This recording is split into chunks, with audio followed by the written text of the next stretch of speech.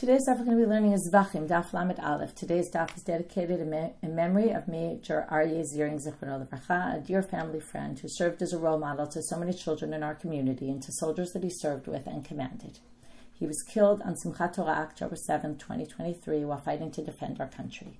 Yehi Zichro Baruch. We are so relieved to hear about the release of all the live hostages. We are anxiously awaiting the return of the bodies of the remaining hostages. Okay. With that, we will get started. We're going to start from the third line of today's daf. Today, we're going to be dealing mainly with the end of the Mishna, which was on daf kaf. Go back for a second. Kaf tet. Okay, and in daf kaf tet and bet we started this Mishna. It was a pretty long Mishna, and at the end of the Mishna, it starts combining different things. Which things combine? Which things don't combine? Now, again, in order to have something pigul, you have to have a thought, a machshava, about eating the meat or burning something on the altar. Now, when you have that thought, it has to be about a requisite amount. If you don't, just like most halachot, there's a requisite amount for everything. So if you think I'm going to eat a teeny bit of the meat tomorrow, it doesn't matter because that's not enough to create a pigul situation. So therefore, the Mishna discussed, what if you have a thought of half a kazayit I'm going to eat tomorrow and half a kazayit I'm going to eat outside of its place. So that will disqualify the korban because both of those half and olive bulk join together to make a complete olive bulk. However, it's not going to be pigul because one is machshava chutz lizmano and one is mikomo, and altogether you don't have a kazayit and olive bulk of chutz lizmano, which makes it karet. Remember, if it's chutz lizmano, it's pigul and it's karet, and if it's chutz mikomo, well, we might call that pigul. They also really call it pasul. It just disqualifies the korban. It doesn't have the karet associated with, again, with what? With eating the meat. If you would eat the meat later. So now we're going to have itmar. And then we have this whole debate between Rabbi Yehuda and the rabbis. What if, right, you start off with chutz kamo? Is there a difference if you start with chutz kamo or you start with chutz lizmano, right? According to Rabbi Yehuda, if you started with chutz lizmano, that already, because the other thing we have to know is if you have a joint, right, the other thing I jumped the gun, one more thing to remind us of. If you join together, even if you have a full kazayit of chutz lizmano and a full kazayit of chutz kamo, it's not necessarily going to be pigul that has karet, because even though there was a full kazayit of chutz lizmano, it was also disqualified for other reasons. If it's disqualified for other reasons, then it's not going to have karet. Disqualified, but it's not going to have karet associated with it. But then Rabbi Yehuda said, well, if you start with chutz lizmano and then go to chutz kamo, you already created pigul, and it would be. So there was a machlok. Now we're going to go to sort of a combination of these two issues, okay? Itmar. So now there's a machloket about the following case. By the way, there's a study guide for today. I'll share it through part of the class, not for all of the class, but there's already a chart charting out this first machloket, but we don't really need it right now, so I'm not going to open it on the Zoom. Chatzi zayich chutz lizmano, chatzi zayich chutz limkamo, v'chatzi zayich chutz lizmano. So now you have a weird situation.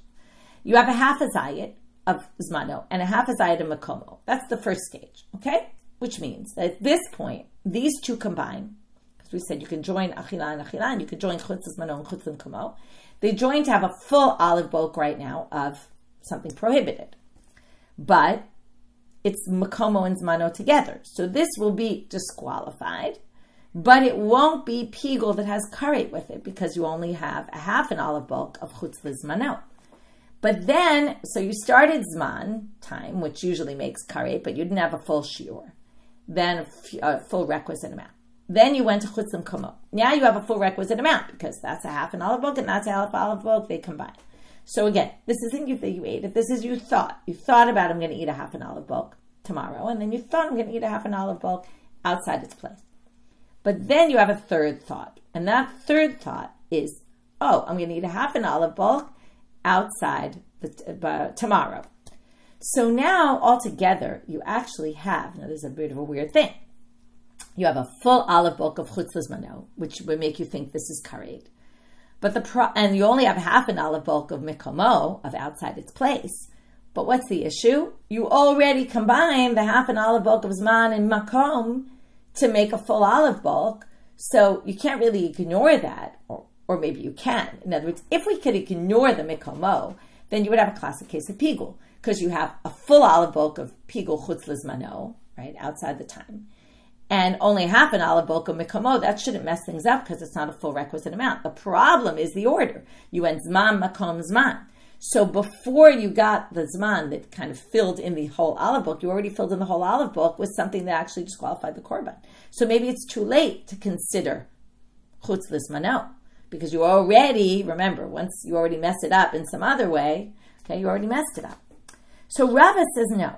I'm a Rava v'yikatz ki ashen ha-pigul. You will wake up like it was sleeping, the pigul. Okay, what does that mean? First of all, why did they use that very strange language? Well, they're actually taking it from a pasuk in Tehillim. Okay? But what does it mean? It means that the pigul reawakens, kind of like we had in Mimbi Mino Choser V'Neor with the wine and in Avodah Zarah, if you remember, it's a similar language. What it means here is the pigul that was chutz lizmano, because of the chutz l'mkomo, it kind of put it to sleep, meaning, we now don't have a pigul that's karet, right? Because it combined with the chutz l'mkomo. But when this other chutz lizmano hafazayit comes along, it wakens up the sleeping other one, drops the chutz l'mkomo, puts it out of the way because it's really only half an olive bulk. And because we now have a full olive bulk of pigul chutz lizmano, this is going to be pigul with karet. That's what Rava says. Rav Hamnuna Amar Eruv Machshavot Havi. Rav Hamnuna says, what are you talking about? This is a classic case of Eruv Machshavot. What's Eruv Machshavot? We had that in the previous stuff, which is you already combined chutz lizmano and chutz l'mkomo, and you got to a full olive bulk together with both of them. So you can't just ignore that at this point. And it already is not going to be pigul that has karet associated with it. It already disqualified the korban. It's too late to change anything. So the fact that now you have another half an olive bulk can't combine to make it a karet situation. Okay, now each one is going to, this is why I tried them out, each one's going to have a proof, and each one's going to have a reaction of the other. Why is that not a good proof? And in fact, they're both quoting the same Mishna in Taharot. Okay? So Mishna in Taharot, Perak Aleph, Mishna Hey. They're each going to quote different parts of it. Okay. Taharot, if you remember, is all about Tumah and Tahara. It's not about pigul here. And it's about two things that combine, so it's going to be similar here. And what we're going to talk about, if you remember, in Tumah, the way it works is there's avatuma, which can be mitame things, right? It can be mitame food and vessels. People, vessels, and food. And if an avatuma comes in contact, like a sheretz, for example, falls on a piece of food, because now we're only talking about food, so let's just take food. The food becomes a rishon. And a rishon, okay, so food that, let's say, came in contact with a sheretz is a rishon.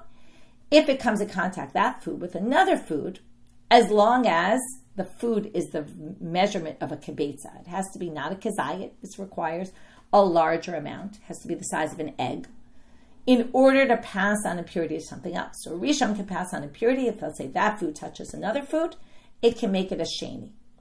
Now, a sheni can touch another food and make it a shlishi, but only truma and kodshim. Okay, right now we're going to talk about truma. And it just, what we say is, since truma is kind of the end game, other than kodshim, but kodshim there's a fourth. But for truma, it's the end game. It says it disqualifies truma, because if truma gets impure, it ruins it. So if it touches non-truma items like chulin, regular food that's in my house, it's not going to do anything to it. It doesn't pass on impurity. But if it touches truma, which has higher level sanctity, it will make the truma disqualified. Okay, so it very much is. It's very important to know if something is a rishon or it's a sheni, because a rishon can make any kind of food impure, and a sheni can only make truma ruined, right? Can only disqualify truma. So let's read what this Mishna says, and you'll see why I said all this. So I'm a Rava Minam. Where's my proof that we can reawaken that pigul and combine it with the other and ignore kind of what happened in the middle? Okay? So where do I get it from? Tishrei, it says in this Mishna in Taharot, Kibetza ochel rishon, ukibetza ochel sheni, shebilalan ze bezeh. Okay, let's say you have a kibetza's worth of a rishon, and you have a kibetza's worth of a sheni. So each of those by themselves can be mitame something else. Now, the rishon again can only be mitame, can be mitame any food. The sheni can only be mitame truma. Okay, again, putting kodshim aside, but also sacrificial items. But let's just talk about truma right now, because that's what the Mishnah is going to talk about. Now, if you're bililan zebazeh, okay, so now each one, so the rishon can be mitame, okay. Now, if you combine them together, and now you have this chunk of food, right? You have two items of food that are now mixed up together. Okay, let's say they were both the same food item and now they're all mixed up. Rishon, okay? They're going to be treated as a Rishon. Because why? Well, because there is a kibetza of a Rishon in this combination. So, makes sense. We'll treat the whole thing as a Rishon because if those food items touch something else together, right? Let's say it's let's say it's a dough, okay? So if now we have a gigantic batch of dough, there's still a kibetza of Rishon in there. So it's going to make a Rishon. We ignore the sheni. Chilkan, but if you now split it in half, now we don't know which is the Rishon, which is the sheni. So at this point, we have a combination which presumably has less than a kibetza of Rishon in it, less than a kibetza, right? We basically have a kibetza and a kibetza. Each is a combo of a Rishon and a sheni. So at this point, zeh sheni v'zeh sheni. Each separate batch of dough is going to be treated like a sheni because there's not enough of Rishon in it to pass on impurity to a chulin item. Now, they're going to infer something, but then we're going to see that they didn't need to infer because it actually says it explicitly in the Mishnah. But from here you can infer, ha chazar v'irvam. What if you then put them back together? Now here's the key. It lost its potency, so to speak, at some point. Just like our case. We had a chetzi zayit zmano, chetzi zayit mekomo. It actually never had potency from the beginning because it never had a full kazayit, but it's going to be similar right now according to Rava. And then you brought in the zmano after. So let's say after you put that two batches of dough, you bring them back together. Rishon Havi. We're going to assume that the Mishnah didn't say anything about this, although we're going to see the Mishnah does say something about it. But right now, they seem to be inferring it. I'm not really sure why they infer it, because then it says it explicitly. But if you remix that stuff together and ended up with one big batch of dough, even though there's definitely a kibetza of a Rishon in there, okay, it has a Rishon in it, right? Because it has a Rishon of kibetza in it, Rishon Havi. It's going to go back to being a Rishon. And only when they're split up, only when they're divided are they sheni, each dough. But once it gets back together, it goes back to being a Rishon, right? And that's my point, says Rava. Because once the chutz l'zmano, we have a full kazayit of chutz l'zmano, that's very powerful, right? It doesn't matter that we had a half zayit of chutz l'mkomo. Half zayit of chutz l'mkomo can't ruin our full olive bulk of chutz l'zmano. Even though it came first, doesn't matter, because in the end, it's not even a full shear. Okay, now, mimai. How do we really know this inference they made? Because it says it explicitly. Nafal zebatzmo v'zebatzmo. If each half dough falls by itself on kikar shel truma, I said we're going to talk about truma, on a loaf of truma, paslua, they'll ruin it. Naflush nehem ke'echat asua shniya. But if they both fall together on that batch, on that loaf of bread, they will make it a shniya, meaning it's a rishon. Okay, so there the Mishnah says it explicitly. So Rav says that's my proof. Even though it kind of went to sleep, right, and they split up and they didn't have the potency they had before, when they come back together, it's as strong as it was before and it works. So likewise, in our case, when we put the chetzi zayit and the chetzi zayit of the chutz l'zmano together, and all you have working against it is a not full requisite amount of something else, right? It's not going to ruin it. Okay? So, comes Rav Hamnuna and says, what are you talking about? They're not comparable. And maybe you thought of this while I was saying it. Maybe you didn't. But Rav Hamnuna says, Hatamika shiura, hachaleka shiura. That's a very different case. That case started out very different than our case started. Our case started with a half an olive bulk of chutz l'zmano. That's not pigul. It then comes in contact with chutz l'mkomo, which now really makes it not pigul, right? Again, it's disqualified. You could call it pigul, but it doesn't have karet because it's a chutz l'zmano and a chutz l'mkomo that join together. Then later, we get another half an olive bulk. In others, again, there's no real olive bulks here, right? What is it? It's all, just so you don't get confused, because it sounds like I'm talking about eating a half an olive bulk. It's all a thought. The person had a thought, I'm going to eat a half an olive bulk tomorrow. Then a thought, I'm going to eat a half an olive bulk outside the place. And then a thought, I'm going to eat a half an olive bulk outside tomorrow. So now, there was never an Isser pigul to begin with that had karet. So that's not the same as our case where the Mishnah in Tarot said what? You have a full rishon, right? A kibetza's worth of a rishon that can be mitane something. So of course, when we get this combination back, right, it's lost its potency at some point because it was split up and it didn't have a full kibetza. But when we put it back, it just goes back to what it originally was. But there is no originally pigul in our case. It wasn't originally pigul. So that's not a good comparison. That's Rav Hamnuna's response. Now comes Rav Hamnuna with his proof. I'm a Rav Hamnuna. Minami nala. Where do I get that the chutzim kamo already ruined the chutzlas mano and we're not going to combine them? The two chutzlas manos. Ditnan. It says in the Mishna, and this is earlier in the same Mishna, ha'ochel shenitma ba'avatuma v'shenitma b'vladatuma. If you have two foods, okay, again, one is nitma ba'avatuma, it's a rishon, and one is nitma from a derivative of a tuma, so let's just call it a sheni, let's say. Mitztarfim zem zeh l'tamei b'kal shebishnehem. Now, in this case, you didn't have a full olive book, and that's why this is going to be a full kibetza. You didn't have an egg, the size of an egg. So this is going to be much better comparison, according to Rav Hamnuna, because this never had the potency from the beginning. So let's see what happens here. We start off, the kibetza of each. Let's say each is half a kibetza. Then they join together. Okay, they get together. So now we have a full kibetza of food that can pass on impurity. But since part of it is a rishon and part of it is a sheni, what do we say? It's like when you get 50% off, right? But you're going to get it off the cheaper item, right? When you buy two things, we're going to go buy the cheaper one. So it's like that. So we're going to say, well, it doesn't have the potency of a rishon. We're going to call this a sheni right now. Now, okay, that's all it says. But what does he infer here? It sounds like, my lav afagav dahadar malia. It sounds like this doesn't have the potency to be a rishon ever. Even if later on, another batch of dough, let's say, comes in that's a half a kibetza and it's a rishon. It's not going to be able to combine because we already weakened that rishon and treated it like a sheni.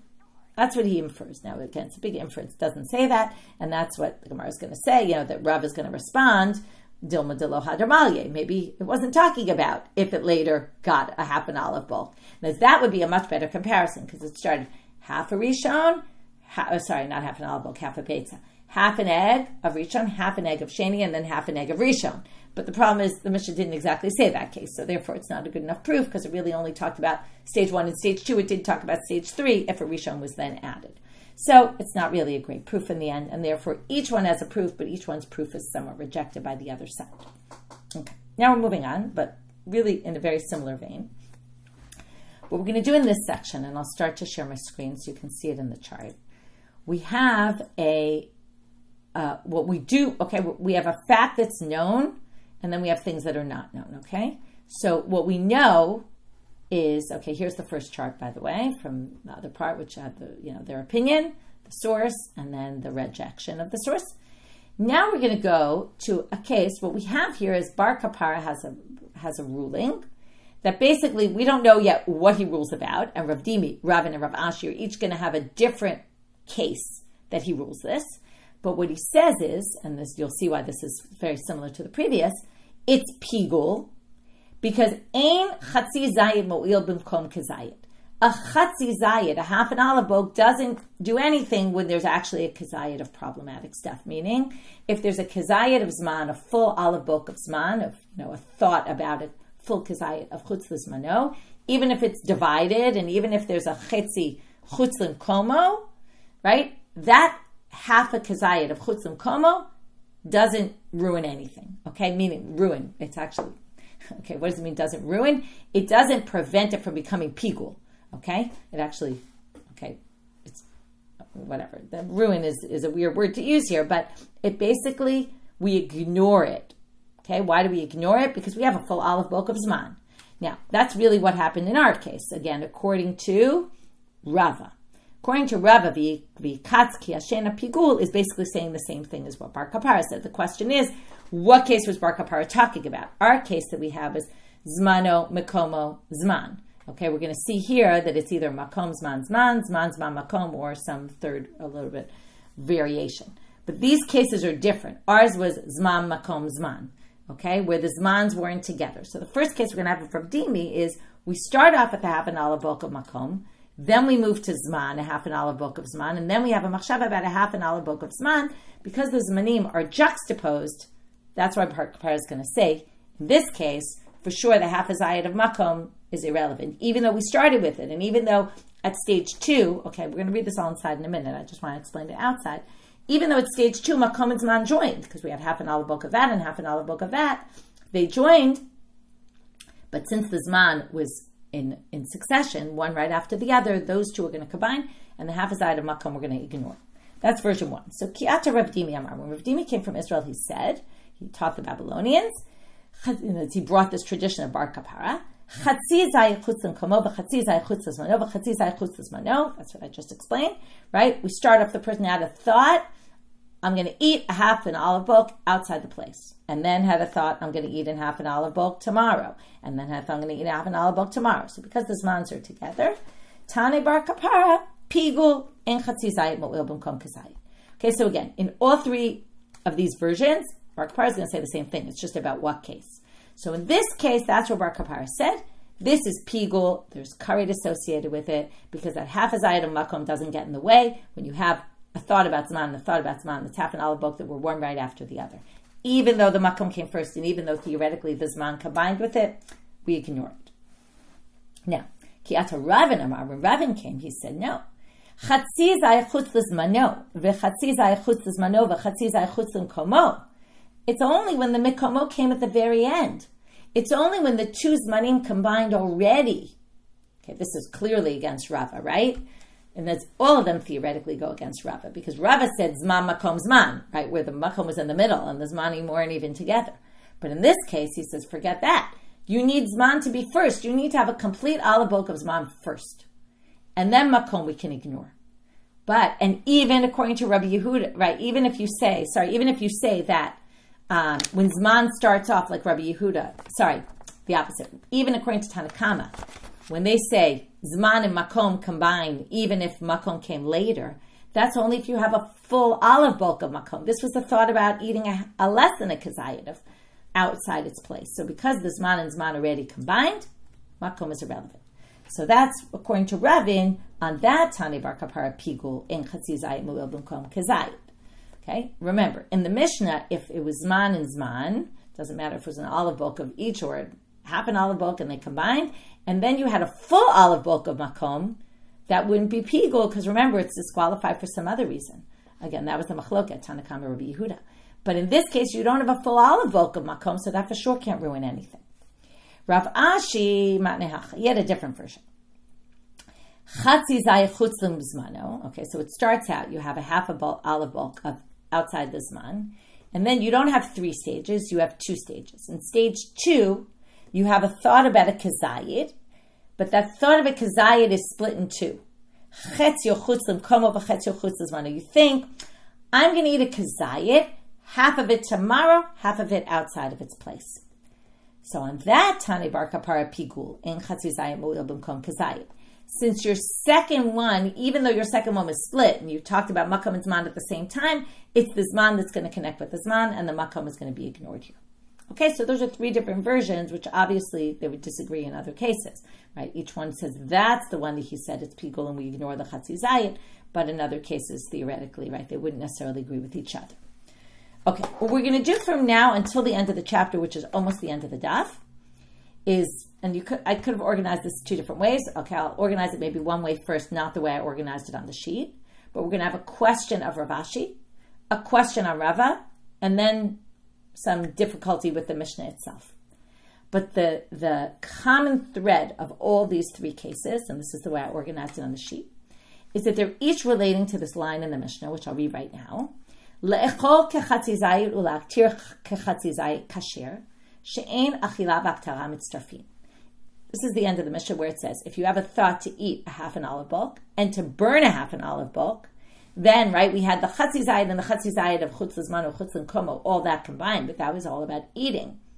If you have a thought of I'm going to eat half an olive bulk outside of its time, and I'm going to burn a half an olive bulk outside of its time, or either one outside of its place, it's completely kasher. This is not a disqualified korban at all, because you can't combine eating and burning. That's the Mishnah. What are we going to do with this?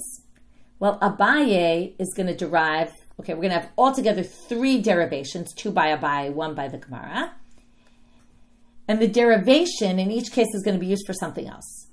it's going to be a different derivation in each case. Okay, so they're going to have 3 different derivations from this line. One is going to answer the question of Rav Ashi, one is going to answer the question of Rava, and one is going to bring a contradiction in the Mishnah. And then they're going to have a deliberation. Do you really infer this or not? Okay, so each time it's an inference from this line in the Mishnah. So by Rav Ashi, let's start. Rav Ashi asked the following question. I didn't put his question here because what I wanted to show you is so that you understand what's happening here, because otherwise it's very confusing. Each section of this Gemara is going to infer something else from this line and use it for whatever it's needed in that section. So here we start off with the question of Rav Ashi. So I'm slaughtering the animal, and while I'm slaughtering the animal, I have this thought that I'm going to eat a half a kazayit, and my mother is going to eat another half a kazayit. Okay, that's my thought. Can those two combine? Now, what's the question really? Batar machshav, and what are the two sides of the coin of the question? Batar machshava azlinan diika shiura. Well, in the end, I had a thought about a full olive book. Okay, that sounds problematic. Oh, batar ochlin azlinan. What does it have to do with who's eating it? It has to be one. My thought is that one person is going to eat a full requisite amount, right? Because in my thought, everyone was going to eat half a requisite amount, which each, again, this is all your thought. On the other hand, your thought is about a potential action. The action never has to happen for anything to happen, but it's about a potential action of eating. So maybe it has to be about a potential action of someone who would eat it, who would actually do something wrong. Now, if I half a kazayit outside the right time, I wouldn't get punished for that, right? That wouldn't be something wrong. So maybe a thought about me eating half a kazayit and someone else eating half a kazayit wouldn't be a problem. So does it go by the thought, and the thought is about a full requisite amount, or does it go by the people who were eating it, and we don't have a shiur, we don't have a full requisite amount. So Amar Abai, Tashma, here comes how we're going to derive it from that line. Okay, how are we going to derive it from this line? Because this line says, okay, they're going to say, Tashma, le'echol kechatzi zayit, u'la'aktir kechatzi zayit kasher, she'en achilav aktar hamitztarfi. Okay, that's the line. If you have a thought to eat half a kazayit and to burn half a kazayit, they don't join. But what can you infer? Top of Amabet, ha le'echol ve'le'echol dumiyad le'echol u'la'aktir. Now, if I'm going to eat and I'm going to burn doesn't combine, but what might combine? To eat and eat that's similar to eating and burning. What does that mean? Okay, it's a little bit of a strange way of saying it. Hechidami b'shnei b'nei adam. Well, eating and burning are two different things, but those don't combine. But maybe eating and eating that's like burning, meaning that they're two different kinds of eatings, because one is one person, one is the other person, they would combine. And then you have your answer. So what doesn't combine is, right, we're going with the extreme. Eating and burning, those two for sure don't combine. But something that's eating and eating that's a little more similar, kind of, that the eating is a little different because they're two different people, it sounds like that would combine, shma mina. And that's the answer to the question. The second one, we're going to see that after they infer, they're going to reject the inference. By Rava, Chishev le'echol kazayit b'yeter mechdei achila pras. Just 1 second.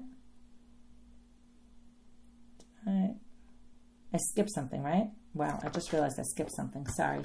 Okay, let's stop for a minute. Right, I skipped the whole part about the dog. Okay. I didn't talk about the dog. Somehow I missed that. Right? Sorry, we have to go back. Amar Rabbi Yanai. I just skipped to the wrong part. Okay, we're going back for a minute. Apologies. And then we'll get back to the second question. So Amar Rabbi Yanai. I completely skipped that part. Chishev shechlu klavim lemachal pigul. If someone thinks I'm going to have dogs eat this tomorrow, okay, instead of humans. So now they say, pigul. This is pigul. Why? Dichtiv ve'et Izevel yochlu ka'klavim bechelek Yisrael. Well, it talks about Izevel's body, right, the wife of Achav, is going to be eaten by the dogs. So what do you see here? The verb eating goes along with dogs. So therefore, in halacha, when we have something about eating, dogs are going to be included. Rabbi Ami says you're going to get to a ridiculous conclusion from what you just said, because if that's the case, if you go by what the Tanakh uses for language of eating, then you're going to get to some preposterous thing, or at least he thinks it's preposterous. We'll see that Rabbi Yanai doesn't. But if you say, I'm slaughtering this animal on the, with the thought that tomorrow this will be burned by a fire, not on the mizbeach, just stam. It's going to be eaten by the fire. Now, Remember, we said that achila could be consumption. It'll be consumed by a fire. But I use the language of achila, not haktara, right? Which achila and haktara for sure don't combine. But I have this thought, it's going to be eaten by a fire. What, you think that's going to work? That's going to be pigul? Of course not. That's not eating. Okay, and yet, dichtiv, it says in the pasuk, tochlu esh lo nupach. This pasuk that you use is the language of achila with fire. So use the achila with dogs. What we're going to say that's, right? We're talking about eating of humans, not eating of fires and not eatings of dogs. Hachinami de pigul, what you're going to say that's pigul? V'chitem hachinami, and if you want to say that's pigul, I'll prove to you it's not. Because hatznan, and he's going to prove from our Mishna, from the sentence we've been talking about, eating doesn't combine with burning, so can't be that achila. If you use any time it uses the verb achila, that's going to be pigul, because then you could say it about fire, and it says in the Mishnah, aktara, burning doesn't work. So comes either Rabbi Yanai or someone to defend Rabbi Yanai and says, what do you mean? I actually think you're right. What you think is preposterous, I think is true. If you say that it will be burned by a fire, it won't work. But if you say it will be eaten by a fire, that's eating, and that will work. So right, and the Mishna the eating and burning can't go together. If you use that verb, I'm thinking I'm going to eat a half an olive bulk, or I'm going to burn a half an olive bulk outside the time. Those can't combine. But if you say I'm going to eat a half an olive bulk, and the fire is going to burn a half an olive bulk. The fire is going to eat a half an olive bulk tomorrow. Eating and eating could combine, and therefore I think eating by a dog will be eating. Okay, so that there we have a debate there whether or not that works. Okay, back to where we were before. I'm sorry that I got confused there. I'm on the third line of Lamed Aleph Amud Bet by Rava. Okay, now you have to learn something, which is something we learned back in Masechet Brachot, and it comes up in other places.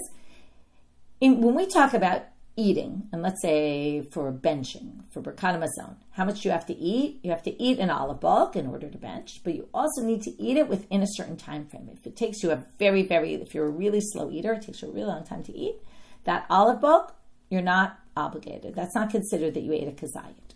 So, if you ate a kazayit, and the shear is called bechdei achila process, the amount of time it takes to eat a half a loaf of bread, that's in halacha. Some people say 4 minutes, some people say 9 minutes. There's different opinions exactly how long it is. So let's say you had a thought about eating a kazayit tomorrow, okay, but in a time span of 2 hours, okay?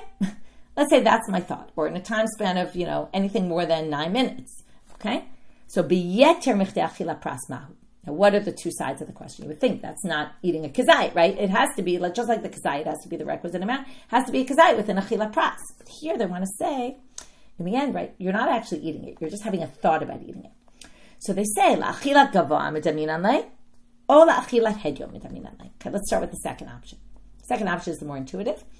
It's like, since you're talking about a thought about a human eating it, so it should be according to the definition of how long it takes a human to eat a kazayit. So then you would say, you said I'm going to eat it tomorrow in a time span of half an hour, that won't be relevant.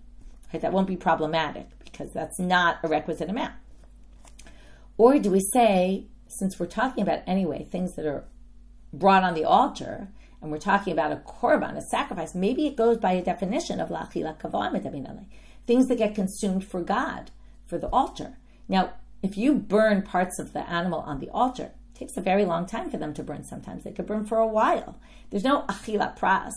Okay? So, maybe, now even though we're talking about eating the parts, still, since we're talking about the world of sacrifices, and since in the end you're not eating it, right? It's just a thought about eating it, maybe it gets defined by the sacrificial world and how things burn on the altar, which is not bound by any time limit.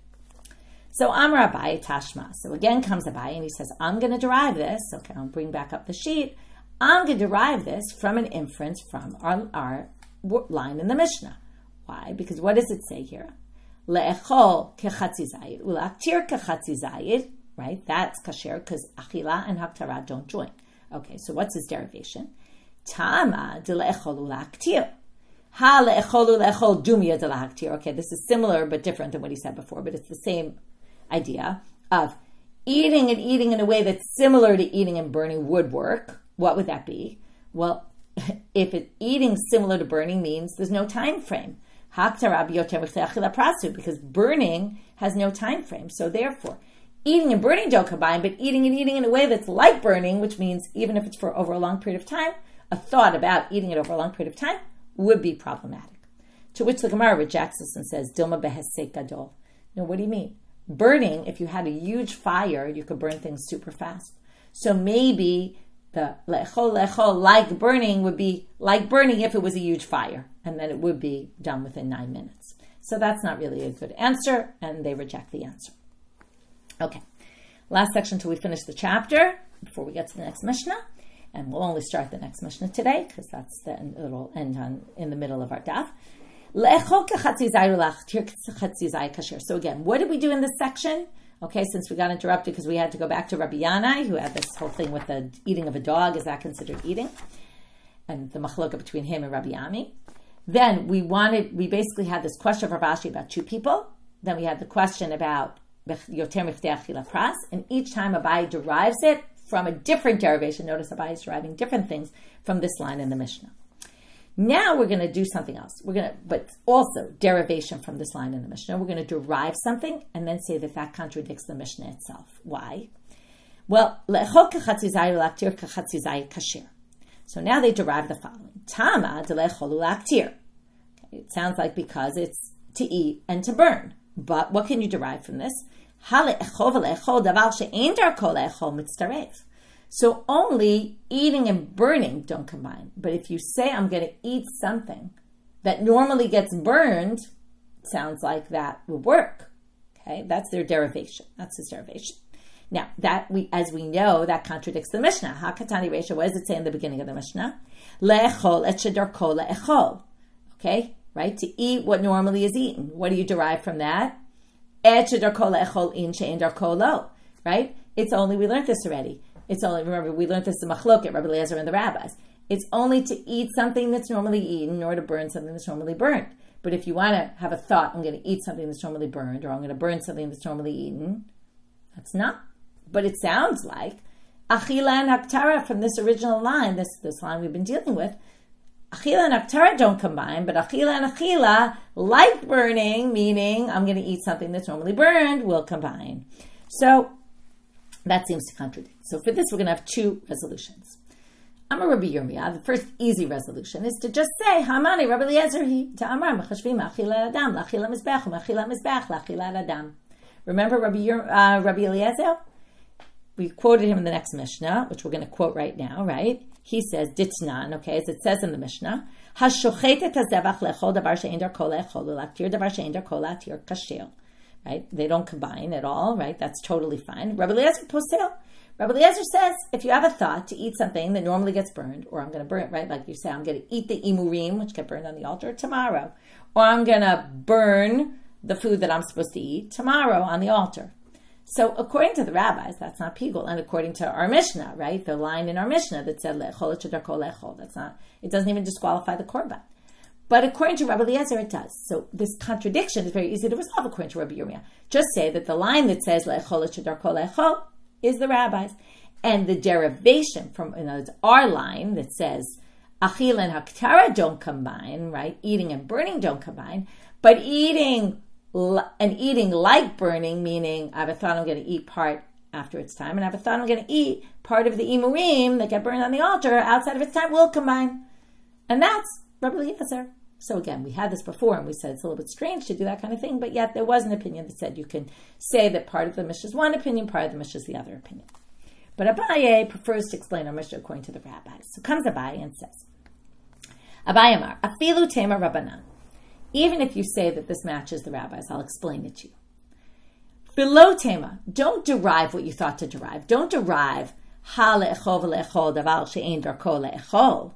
Don't derive, oh, well, if you want to eat something that normally doesn't get eaten, if your thought is about eating something that normally doesn't get eaten, it would combine. No, that's not the derivation. What's the derivation? Ela ema ha le'echol v'le'echol davar shedarko le'echol. It's eating and burning don't combine. What does combine? Eating and eating items that are food and they're meant to be eaten. Okay?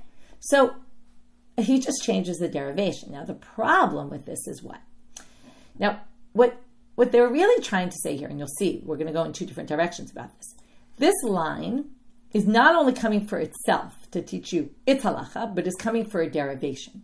And that derivation, right now, even though we derive some other things, and it was Abaye himself who derived those other things, that I want to point that out. There's Abaye now deriving something else from it, right? Either you could derive two people, right, combined, or you could derive yoter michdei achila pras would combine, right? Now, or would work. So now he's going to say the following. What's your derivation here? Le'echol v'le'echol, something that normally is eaten, that would combine. Okay, but that doesn't make any sense that we would derive that, because the Gemara asks, "My kamashmalat." Wait, what's that coming to teach you? If it's coming to teach you, we already learned that from the Mishna. In other words, you don't need a derivation to teach me that, because that's written explicitly in the Mishna. We just read it a minute ago, right? So, if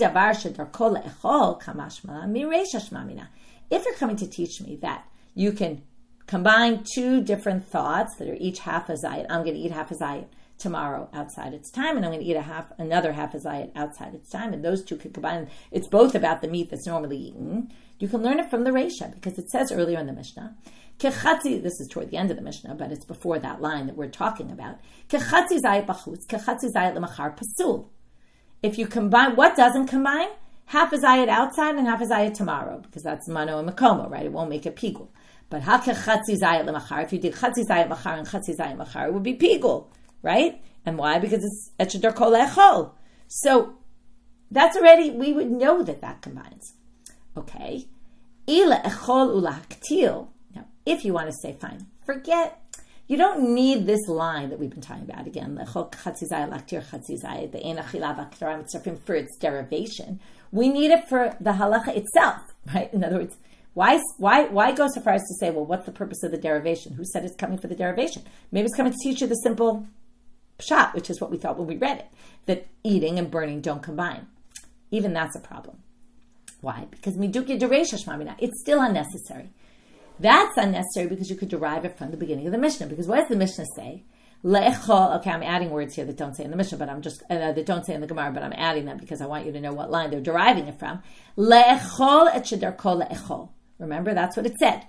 We just quoted it, right? It's to eat something that normally is eaten. So what do we understand from there? Le'echol davar shedarko le'echol im she'ein darko le'echol lo. Now, okay, that's the obvious derivation. If you have a thought, I'm going to eat something that, like the imurim, normally get burned. You're not gonna, right? That's not a problem. That's not pigul at all. It doesn't disqualify the korban. Now, here comes, now we can derive from there that le'echol u'la'aktir don't go together. Because hashtu ma le'echol v'le'echol davar she'ein darko le'echol lo mitztarech. If two eatings don't join, because one is eating something, the meat that you normally eat, and one is to eat the imurim, the parts of the body that get burned on the altar, don't join. Of course, achila and aktara aren't going to combine. So we don't even need this line to teach us the simple reading of the line, because you can derive it from a different line in the Mishnah. So now the Gemara is going to answer this by saying, no. Really? Okay, again, this is all to explain Abaye, who wants to explain this derivation or this line in the Mishnah, right?